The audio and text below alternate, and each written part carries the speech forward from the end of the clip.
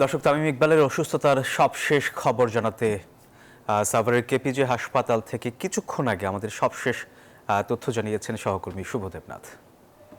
সকাল থেকে উদ্বেগ আর উৎকণ্ঠা, বিকাল পেরিয়ে সন্ধ্যা গড়ালো একই অবস্থা। পরিবারের সদস্যরা কিন্তু এখনো হসপিটালে রয়েছেন এবং সেখানে তামিম ইকবালকে দেখার জন্য তারা অপেক্ষা করছেন এবং তার সঙ্গে তামিমকে যারা দেখে গিয়েছেন, মাহমুদুল্লাহ রিয়াদ এসেছিলেন, মুশফিকুর রহিম এসেছিলেন, সকলের মধ্যে কিন্তু একটু উৎকণ্ঠা কাজ করছে, কারণ দীর্ঘদিনের সতীর্থ তারা ছিলেন, একসঙ্গে তারা খেলেছেন মাঠে, ডিপিএলও তারা একসঙ্গে খেলছেন এবং মোহামেডানের হয়ে খেলছেন, এর আগে বিপিএলও তারা একই দলে খেলেছিলেন।